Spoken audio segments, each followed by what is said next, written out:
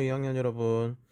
옹클에서 우리 대지형을 다루기로 했었죠. 그래서 이 대지형에 대해서 이번 시간에 설명하는데, 대지형 중에서도 지금 다 하고 나서 남은 부분이 있어요.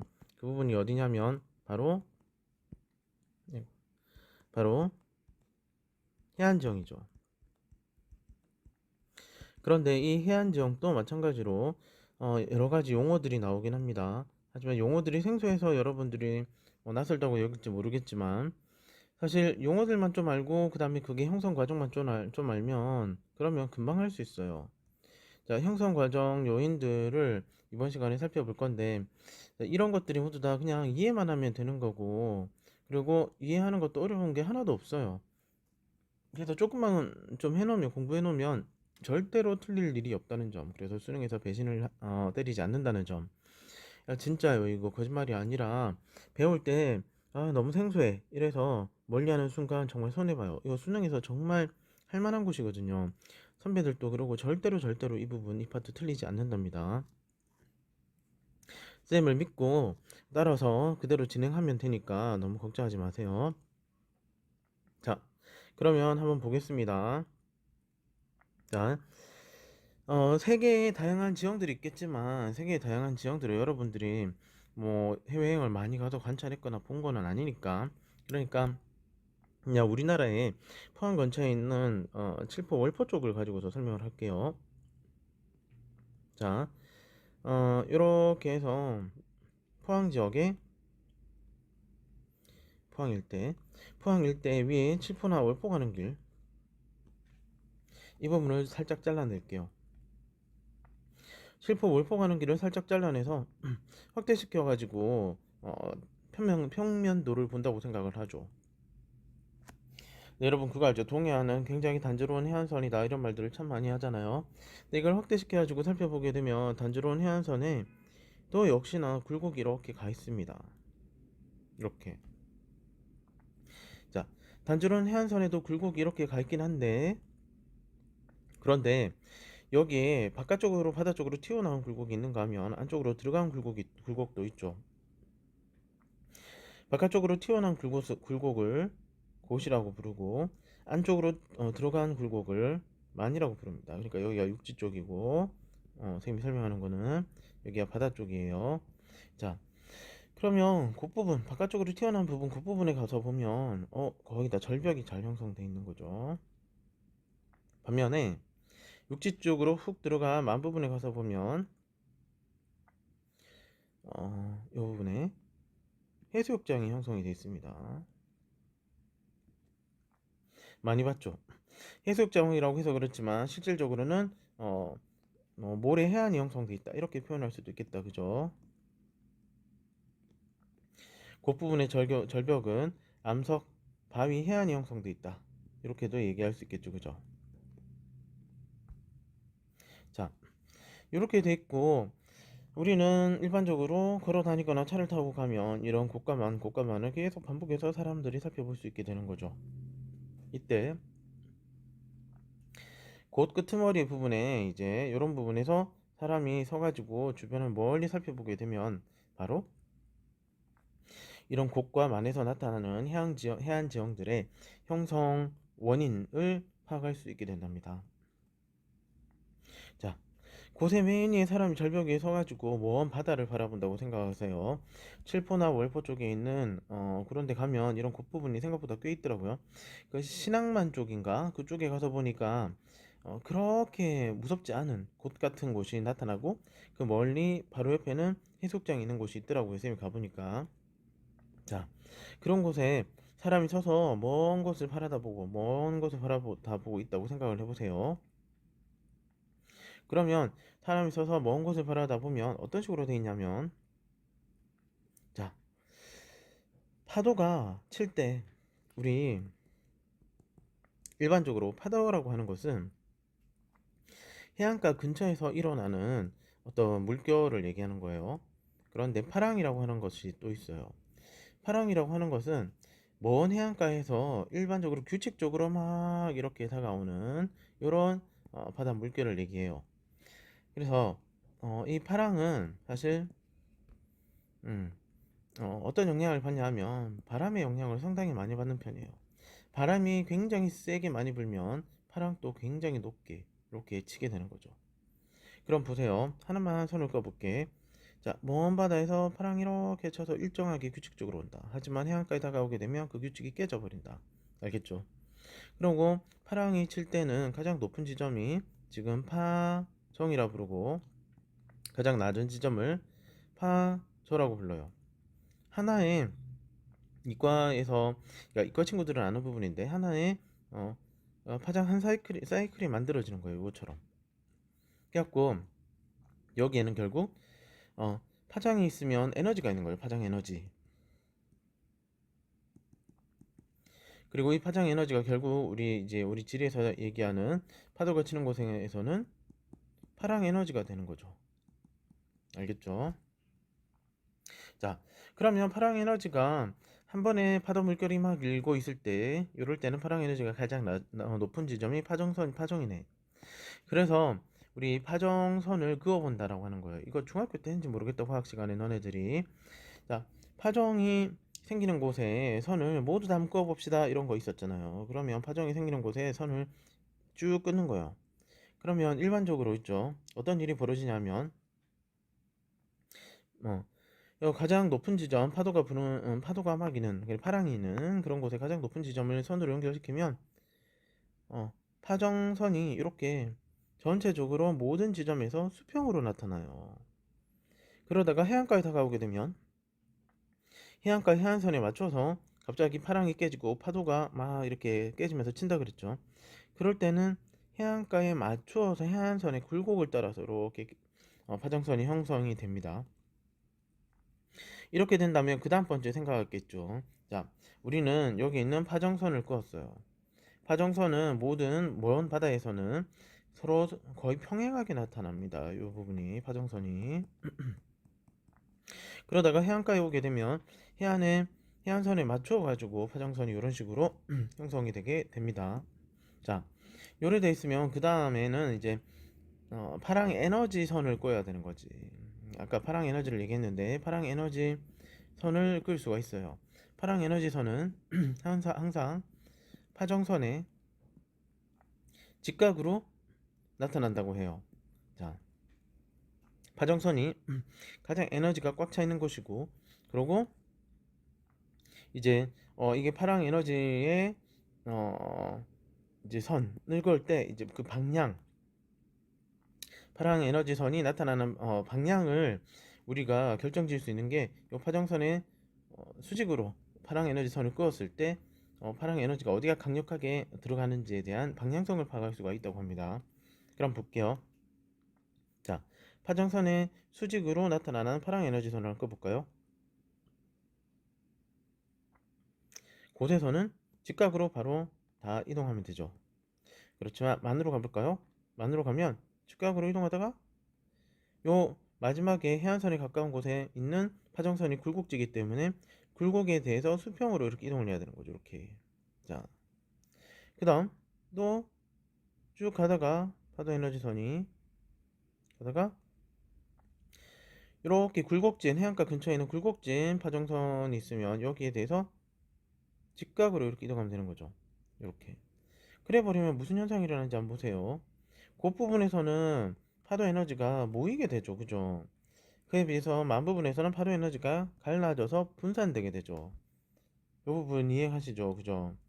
그래서 파랑 에너지가 모이는 곳, 그리고 해안가에선 파도 에너지가 모이는 곳, 이런 곳에서는 파도 에너지가 모여서 엄청나게 세게 해안을 치기 때문에 파도에 의해서 깎여나간 암석해안 곳이 만들어질 수가 있고, 그 다음 만 부분에서는 맨 마지막 해안가 근처에 있는 파정선이 굴곡지기 때문에 여기에 대해서 파도 에너지선이 직각을 이룰 거예요. 그러면 직각으로 들어와 가지고 만 부근에서는 파도 에너지선이 흩어지기 때문에 에너지가 교란되는 거죠. 에너지가 분산되는 거죠. 그러다 버리면 만 부분에서는 에너지가 약화되게 되고 만 부분에서는 에너지가 약화돼 가지고 여기서 어, 이제 퇴적 작용이 일어나는 거예요. 파도 에너지가 분산되기 때문에 상대적으로 파도 힘이 없기 때문에 파도가 운반한 물질이 여기 있는 해수욕장 쪽에다가 여기 있는 요 만 쪽에다가 파도가 운반한 모래 같은 것들을 쌓아놓게 될 수가 있겠죠. 그렇게 해서 만들어진 게 바로 모래해안 해수욕장 같은 이런 해수욕장을 다른 말로 사빈이라 부르죠. 사빈이 형성될 수 있게 되는 거랍니다. 자, 그러면 이렇게 해서 간단하게 기본적으로 원리를 설명을 했는데 요거 원리만 알면 모든 게 끝나요. 그러면 그 부분에서는 어, 파도 에너지가 몰리기 때문에 암석해안이 형성된다, 절벽이 형성된다. 만 부분에서는 파도 에너지가 분산이 되기 때문에 파도의 힘이 약해지니까 파도가 가져오는 음반 물질들이 모래 같은 거 이런 것들이 퇴적돼 가지고 사빈이나 혹은 사주 이렇게 만부분을 막는 사주 같은 게 있어요. 고드름 같이 생긴 거. 자, 이런 것들이 형성이 된다라는 것들을 이해하고서 그 다음 PPT로 갈 수 있도록 하겠습니다. 그 다음부터는 생각보다 되게 쉽게 술술술 풀릴 거예요. 한번 보세요. 어, 이 부분은 다 해안 절벽이 많이 나타나죠. 전체적으로. 자, 그럼 여기는 바로 곳이다, 말이다. 곳이죠.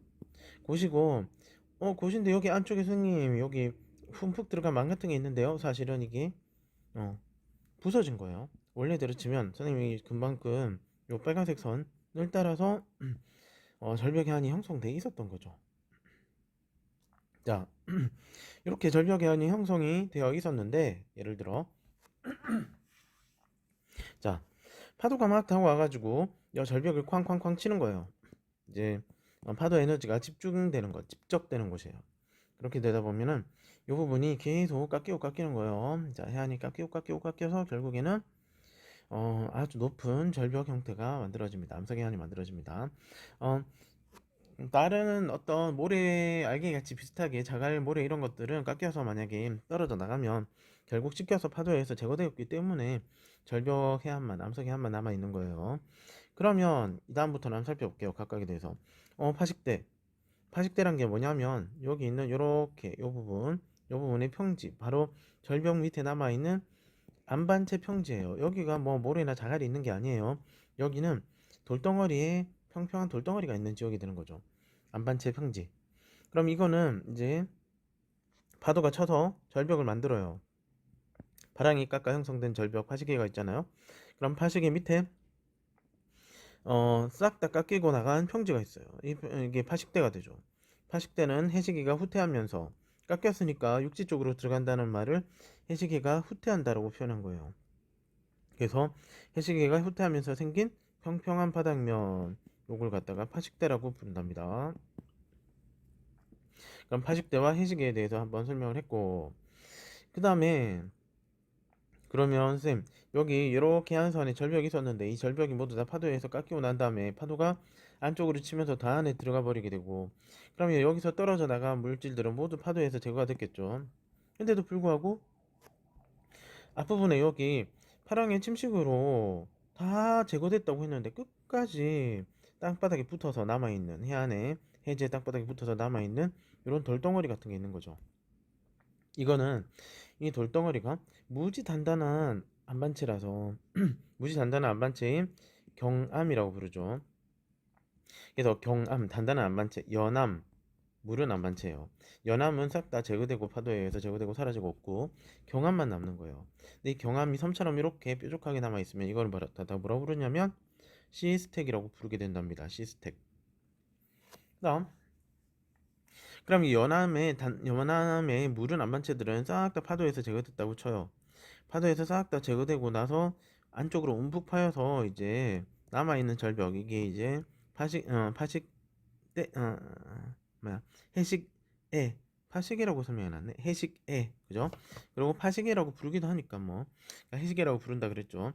그런데 또다시 이 파도가 요렇게 깎아서 싹 다 제거시키고 나서 곳이 안쪽으로 푹푹 파인 곳 같은 게 형성돼 있기도 한데 저 안쪽에 들어가면 다시 파도가 여기 있는 절벽을 쳐가지고 깎아내리는 거야. 파도가 절벽을 쳐서 깎아내려서 더 안쪽으로 움푹 파이게 해서 저쪽에 동굴처럼 이렇게 바닷가에 보면 동굴 같은 게 있는 경우도 있죠. 이렇게 만들어진 그러니까 연한 물은 집안 있는 곳은 다 깨져가지고 거대한 동굴 같은 걸 형성시키게 한단 말이에요. 아래쪽만. 그럼 이런 것들을 해식동이라고 부릅니다. 바다에 해변가에 놀러 가게 되면 절벽 밑에 동굴이 형성되어 있는 그런 데도 있어요. 그런 데가 해식동이라는 말이에요. 그죠? 그 다음에 자, 예를 들어 하나 더 마무리. 파식대가 있는데 이 파식대가 만약에 집안이 융기돼 가지고 붕 떠서 올라가는 거야. 집안이 융기돼서 붕 떠서 올라갈 수도 있죠, 파식대가. 집안 융기 작용으로 붕 떠서 올라가게 되면 이게 파식대가 이 위에 걸려 있을 수도 있게 되는 거죠. 자, 파식대가 집안 융기로 이만큼, 그러니까 요만큼 융기해 버렸네. 자, 파식대가 집안의 융기로 화살표 보이는 것처럼 요만큼 융기해서 위로 올라가 버리면 계단식 지층인 해안당구가 만들어지는 거죠. 자, 그래서 이거는 해수면이 변동돼서 이렇게 해수면이 밑으로 떨어지거나 아니면 집안이 융기해서 집안 자체가 위로 올라가거나 이렇게 해서 만들어진 계단식 지형을 해안당구라고 얘기하게 되는 겁니다. 자, 단구란 말이 계단이에요, 계단. 그러니까 해안에 형성된 계단식 지형이다 이 말인 거예요. 자, 이렇게 해서 우리는 해안 침식 지형을 다 본 거예요. 해안 당구, 파식에, 해식에, 파식대, 그다음에 해식동, 시스텍 모두 다 해안 침식 지형이 된답니다. 알겠죠? 그러면 이제 그 다음 PPT로 넘어가겠습니다. 자, 아까는 이제 해안 침식 지형을 봤고, 그다음에 해안 퇴적 지형으로 갈게요. 그러니까 이렇게 된 거죠. 연속성이 있는데 해변가가 연속성이 있는데 요 끝부분에 보면 뭔가 절벽 같은 게 있죠. 여기가 이제 아까 거기 쭉 연결시켜서 나오는 부분에 해안 침식 지형을 봤다는 거지. 그 다음부터 이쪽부터 이제 여기까지는 해안 퇴적 지형을 보겠다는 거지. 알겠죠? 전체 해안선은 쭉 연결돼 있다고 생각해도 돼요. 그러면 전체 해안선에서 이쪽 오른쪽 끝머리 쪽이 이제 곳이 있었다 치고 여기가 이제 큰 만이 있다고 치는 거예요. 자, 이렇게 돼 있다고 쳐볼게요. 알겠죠? 그러면 만 부분은 파도 에너지가 분산되는 지역이었잖아요. 그죠? 이렇게 파도 에너지가 분산되는 지역. 그러면 만 한쪽에 들어가게 되면 파도 에너지가 매우 적어서 잔잔해요. 그리고 파도가 치더라도 와가지고 파도가 와서 쓱 부서지면서 다시 쑥 되돌아가잖아요. 우리가 해변가에 서서 자 해변가에 서가지고 살펴보면 만 부분의 해수욕장에 가서 한번 봐봐요. 해수욕장에서 파도가 와가지고 쾅 치고 그런 다음에 지가 운반한 모래 자갈 같은 거를 막 내려다 놓고 다시 또 쑥 되돌아가잖아요. 그죠? 그래야 하는데 그때 그 힘, 요 모습이 별로 센 게 아니라니까. 알겠죠? 요게 만 부분에서 파도가 막 치는 거는 별로 센 게 아니에요. 그 부분에서 치는 게 엄청나게 센 거예요.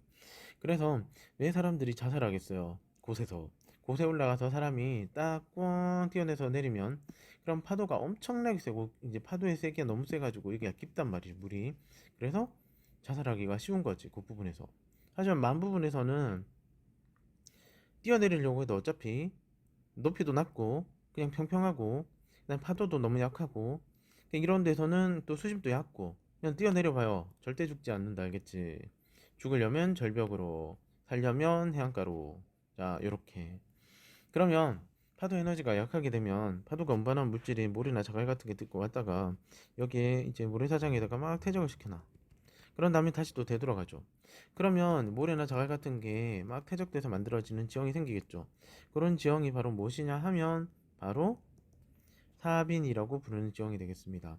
사빈은 해안선을 따라서 파랑이나 그다음에 연안류가 뭐냐면 이게 특이한 게 자, 아이고, 특이한 게 뭐냐면 해안가를 따라서 계속 파도가 왔다가 나갔다가 왔다가 나갔다가 반복하게 되면 그러면 요런 힘에 의해서 일정하게 평행하게 그렇죠. 이게 뭐 백타 같은 거 있잖아 왜 일정하게 평행하게 바닷물이 밑으로 해안가 따라서 흐르는 그런 바닷물이 생기게 됩니다. 요걸 연안류라 불러요. 그래서 평행하게 해안가에 따라서 이렇게 쭉 이동하는 바닷물 따라 가지고 결국 또 운반물질들이 퇴적될 수가 있는 거겠죠. 그래서 파랑과 연안류에 의해서 모래가 퇴적되어 형성되는 지형을 갖다가 사빈이라고 부릅니다. 그래서 핵수욕장이라고 이제 알려진 게 대부분 다 사빈이 되는 거예요. 그러면 하나 더. 자, 사빈이 이쪽에는 검은색이 있는 여기 다 사빈인가 봐. 그러니까 사빈이 형성돼 있는데 이 사빈에 이제 해수욕장이 있는데 여기서 모래가 만약에 바람에 해서 날려가지고 해수욕장 뒤편에 또다시 모래 언덕을 만들었다 치자. 모래 언덕. 자, 요거는 바람이 불어서 해수욕장에 있는 모래를 뒷부분에다가 쌓아나가서 만들어진 모래 언덕이에요. 바람이 불어서 막 불어와서 해수욕장에 있는 모래들을 가지고 끌고 가가지고 그 뒤편에 모래 언덕을 만들어 놓는 거지.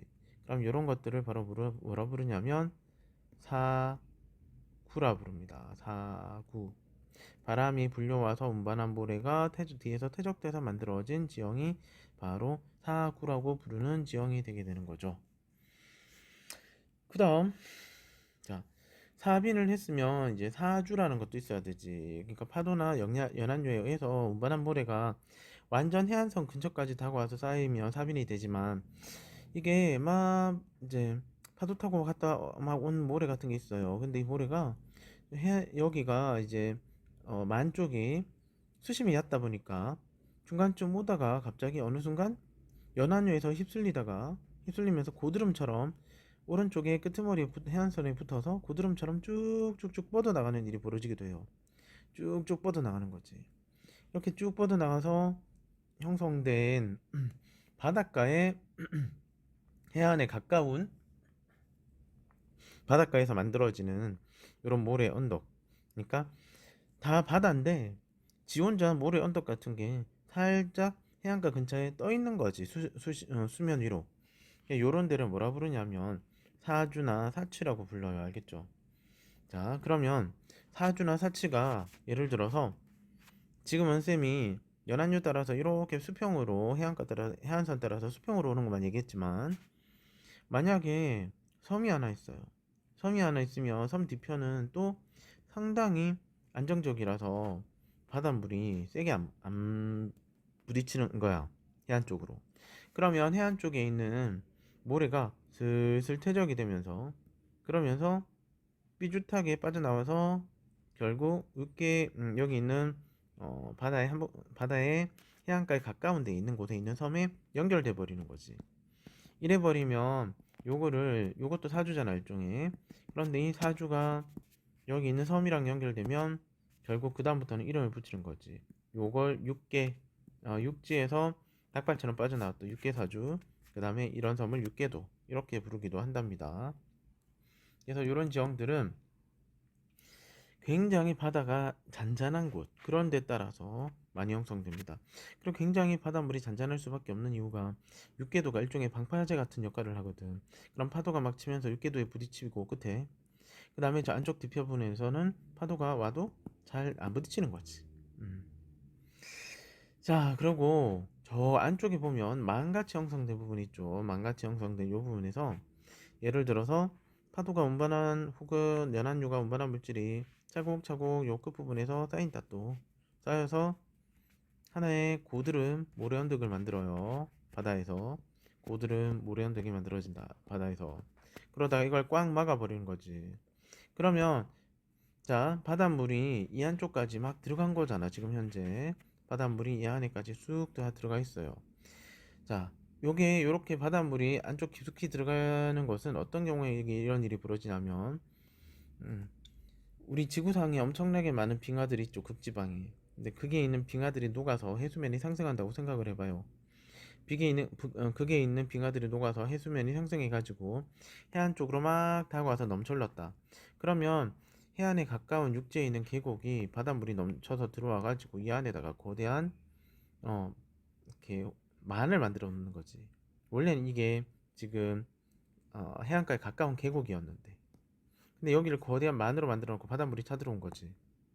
그랬다가 주변에 있는 연안류가 흐르면서 파도나 연안류가 흐르면서 고드름 모래 언덕을 만들어 버려서 이걸 막았다고 쳐봐요. 그럼 이 안쪽이 육지 안에 갇힌 그런 바다 호수가 돼버리죠. 그래서 맨 처음 만들어졌을 때는 짠물일 테지만, 그런데 이건 계곡이었기 때문에 안쪽에 있는 계곡이 가져온 하천이 연결되어 있는 상태예요. 그럼 시간이 흐르면 어떻게 되겠어요? 계곡에서 빠져나온 운반물질이 다 이쪽에 쌓여서 퇴적되겠죠. 그러면 결국 여기 있는 요 호수는 점점점 규모는 줄어들고, 그리고 하천이 운반한 물질뿐만 아니라 하천 자체는 이렇게, 아이고 뭐야 이거, 잠시만요. 하천 자체는 염분이 있는 물이 아니기 때문에 그냥 민물이 들어와 가지고 여기 계속 들어오는 거야, 물이. 그러면 염도가 점점점 떨어지게 되는 거죠. 그래서 석호가 같이 형성됐을 때는 염도가 매우 높지만 석고가 점점점 오랜 시간을 지나면 염도가 떨어지게 된다. 단 여기는 그래도 염도가 떨어진다 해도 너무 소금기가 많고 염분 성분이 많기 때문에 이 물을 끌어다가 주변에 가져가지고 농사를 짓기에는 조금 곤란하다. 알겠죠? 그리고 하나 더 추론해 볼까? 하천이 운반한 물질이 와서 계속 아까 말했던 것처럼 여기를 차곡차곡 쌓아 나가면 결국에는 석고는 어떻게 된다? 사라지고 없어지게 된다. 알겠죠? 그래서 후빙기 해수면 상승으로 많이 형성되고, 그 다음에 이 많이 앞에 만의 입구에 있는 사주가 커지면서 만을 막아버리면, 그럼 결국 이렇게 형성된 호수를 석호라고 부른다 까지 알고 있었으면 좋겠습니다. 이렇게 하면 우리 해안 퇴적 지형까지 다 살펴본 거예요. 자, 그러면 해안의 침식 지형과 해안의 퇴적 지형까지 쌤이 이번 시간에 다 설명을 했습니다. 자, 해안의 퇴적 지형에 해당 사항이 되는 건 사빈, 그다음에 해안 사구, 그다음에 육계 사주, 그다음에 연안에 있는 연안 사주, 그다음에 석호와 함께 형성되는 그런 형태의 퇴적 지형, 이런 게 다 해안 퇴적 지형이 될 수가 있겠습니다. 자, 마무리를 한번 지어볼게요. 슬슬. 네, 보다시피 이쪽에 파란색은 한류가 되고, 그다음에 빨간색은 난류가 됩니다. 그러면 자, 파란색과 빨간색이 만나는 난류와 한류가 만나는 지점에 보게 되면 우리나라 동해안 어장, 그 다음에 캘리포니아 쪽, 그 다음에 페루 쪽의 어장, 그 다음에 쭉 가서 사하라 사막 서쪽에 있는 어장, 그리고 유럽의 북해 쪽에 있는 어장, 이런 데 있죠. 자, 이런 데가 바로 난류가 한류가 만나기 때문에 조경수역이 만들어진다 하는 거 들어봤죠. 그래서 이런 것들을 수역이라고 불러요. 자, 이런 데는 아주 큰 어장이 만들어지고 물고기들이 많이 거주하게 되죠. 자, 뭐 때문이냐면 한류는 사실 밑바닥에서 쫙 많이 조금 낮은, 그러니까 한류 자체가 밀도가 높으니까 깔아진 채로 조금 낮게 흐르고, 다음에 난류는 밀도가 낮죠. 따뜻한 거니까. 그러면 이게 위에 살짝 뜨면서 흘러요. 그러면서 이게 꽉 마주치면서 만나면 한류가 이제 한류와 난류가 섞이면서 바닷물이 교란이 발생해. 그래서 교란이 발생하면서 막 위아래로 막 이렇게 혼란스럽게 흐르게 돼요. 그래 되면 아래쪽에 있던 다양한 아주 좋은 영양 성분들이 위쪽으로 다 올라오고 막 지멋대로 뒤섞이면서 섞이게 되는 거라. 이런 쪽에서. 그래서 그렇게 영양 염류들이 마구마구 섞여서 이제 형성이 되면 이런 데가 요 조경수역이 상당히 어장이 만들어지기가 쉽겠죠. 그래서 사실 일본과 우리나라가 있는 이쪽도 조경수역이라서 물고기들이 상당히 잘 이렇게 머무르는 그런 지역이라고 볼 수 있겠습니다. 그리고 추가로 문제를 풀기 위해서 하나 더 얘기를 할 게 있는데, 바닷가를 이렇게 쭉 보면 있죠. 만처럼 생긴 움푹 파여 들어간 곳이 있어요. 전 세계적으로. 그런 데가 갯벌이 잘 형성돼요. 갯벌은 우리 쪽 어떤 곳에서 잘 형성되나요? 갯벌은 조수 간만의 차가 큰 곳에서 잘 형성된다, 이런 말 들어본 적 있죠. 밀물이 크게 왔다가 다음에 썰물이 확 빠져나가는 그런 곳 있죠. 이런 곳에서 갯벌이 잘 형성돼요. 그러면 이렇게 밀물과 썰물의 격차가 아주 큰 곳, 이런 곳은 주로 바닷가에서 전체 세계의 바다에서 만 같은 데거든요. 만은 움푹 오목하게, 이제 이런 거 예를 들어서 황해처럼 육지 쪽으로 안쪽으로 오목하게 들어가 있는 거라. 그래 있고 바다 쪽으로 큰 바다로 빠져나가는 곳은 이렇게 병 뚜껑처럼 오목하게 막혀 있어야 돼. 그럼 이런 곳은 바닷물이 밀물때 한꺼번에 왕창 들어가서 가득 바닷물이 이 안에 물을 넣고 가득 쌓여 있는 거라.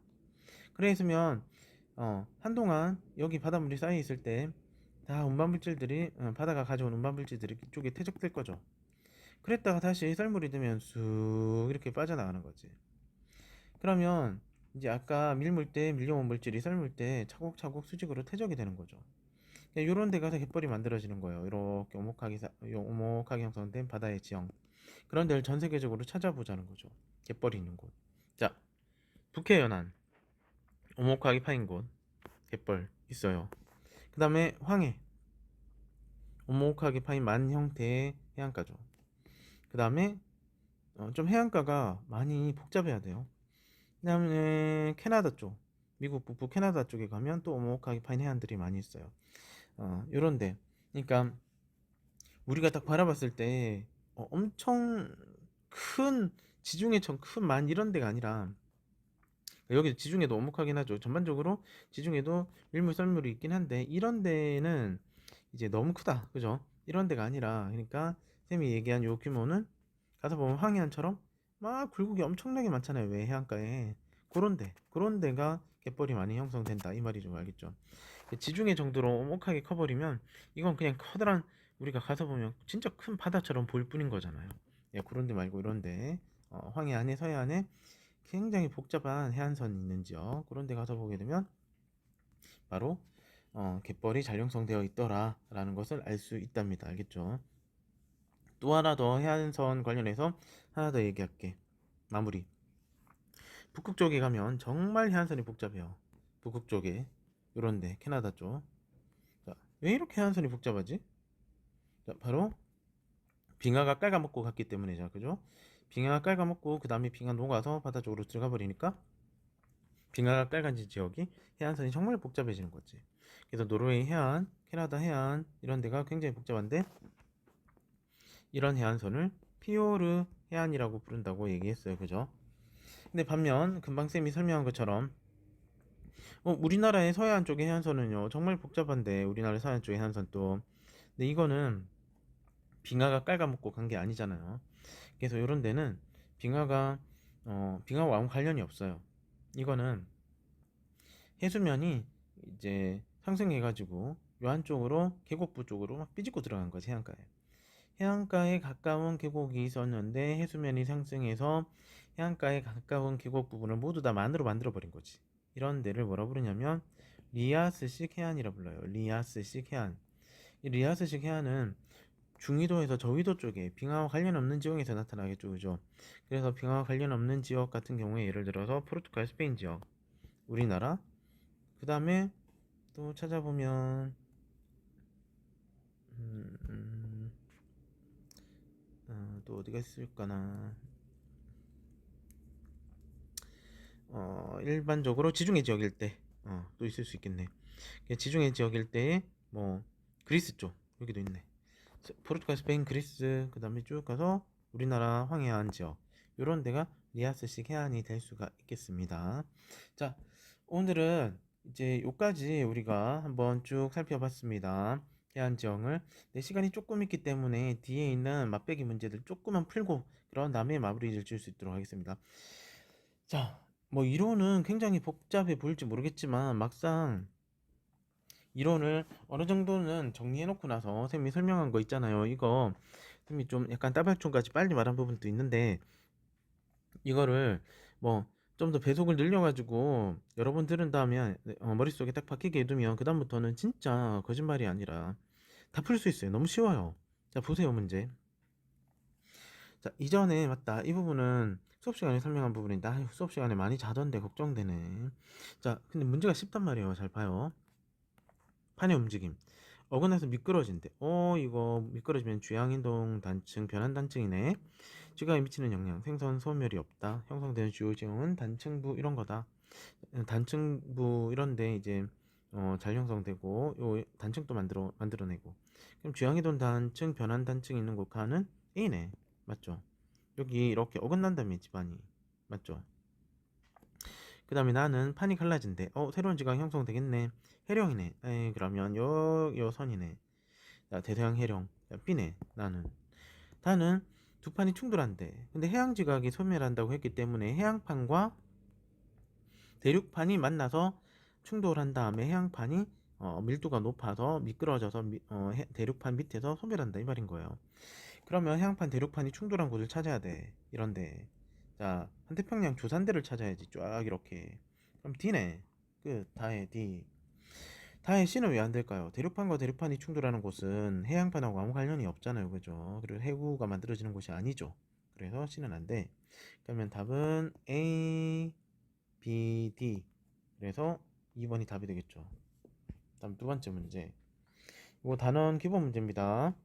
A는 고기 습곡산지죠. 딱 보니까 자, 알프스 히말라야 조상대, 환태평양 조산대 이런 데가 바로 판이 충돌해서 만들어지는 경계부잖아요.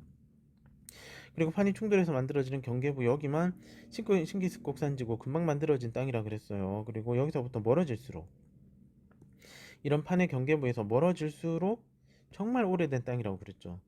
그래서 흰색이 있는 이런 곳은 판의 경계부에서 다 멀잖아, 그죠? 환태평양 조산대에 바로 산지가 있으면 이런 산지들을 갖다가 우리는 신기습곡산지라고 불러요. 그래서 B는 신기습곡산지.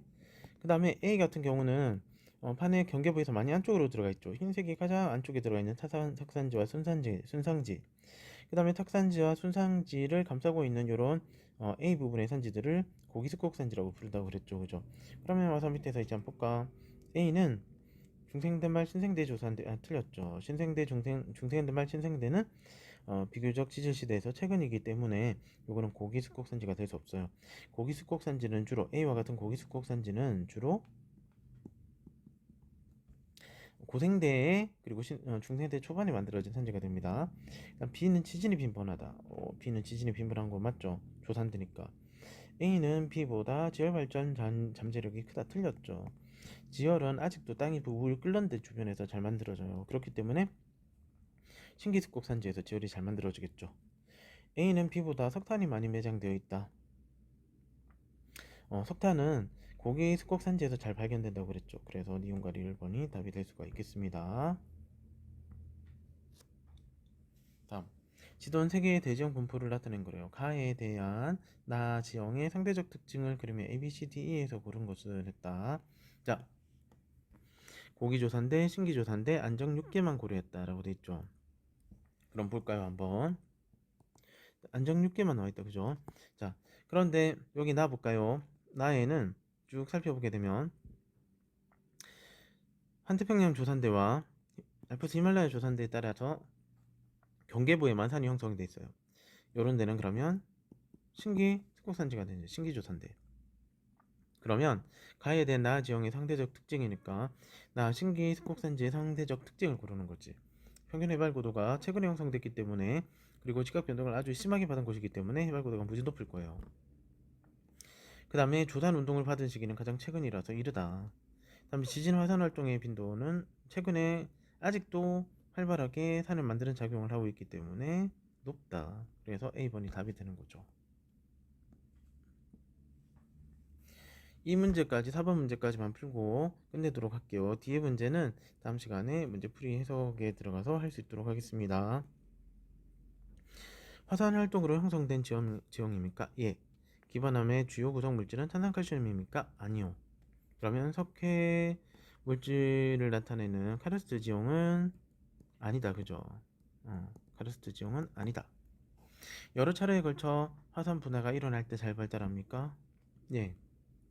가에서 뭡니까? 하니까 예라고 했고 대표적인 사례는 일본의 후지산입니까? 했습니다. 예 했습니다. 그러면 이게 무슨 말이냐면 일본의 후지산은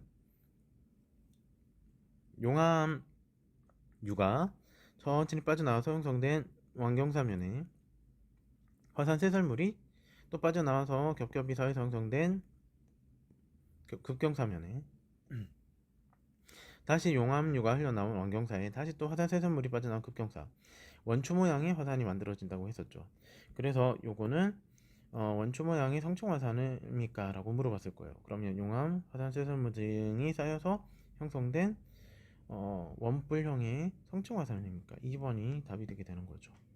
자, 여러분 수고 많았습니다. 여기까지 할게요.